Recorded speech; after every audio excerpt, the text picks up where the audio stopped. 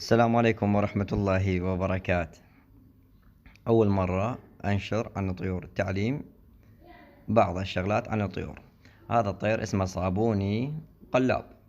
صاحب الطير كان طير الطير بالغرفة، فمن طياره قام يقلب وبالغرفة، وقام يتعلى طخ راسه وين؟ بالسقف. طخ راسه بالسقف ووقع بالقاع.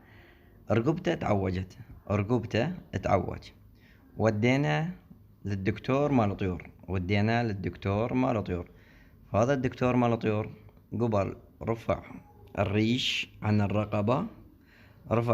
الرقبة وسحب من ذيله ريشه ودخله بداخل الجلد وليس بداخل اللحم. انتبهوا، مو بداخل اللحم، خلى الريش بداخل الجلد. من اليمنى دخله وطلع من اتجاه الثاني اليسرى. فقال خلوه. قلنا يابا نسحبه بعد يوم او يومين. قال لا، خلوه، هو من يطيب يقع الريش. ثاني يوم طاب والريش واقع. باوعت على المكان الإصابة، كان طاب والرقبة مالته تعدل والريش وقع. دخل الريش بداخل الجلد وطاب الطير. سعر هذا الطير 50,000. سعر هذا الطير ب50,000، الزوج ب100,000. فنشرت هذا المقطع على اللايكي فيديوتين، والثالث نشرته الآن.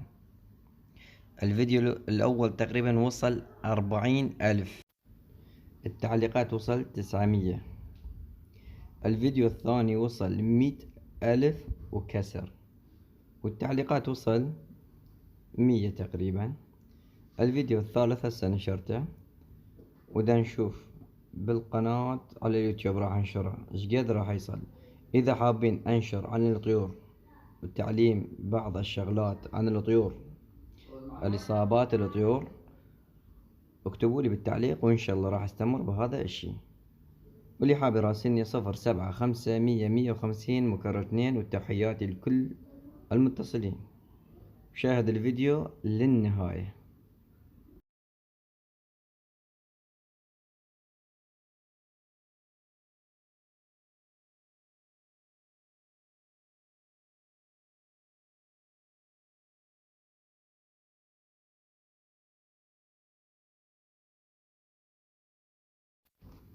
التصوير اللي كان بالحشيش كان صورته هذا يوم الأول. هذا التصوير الآن يوم الثاني.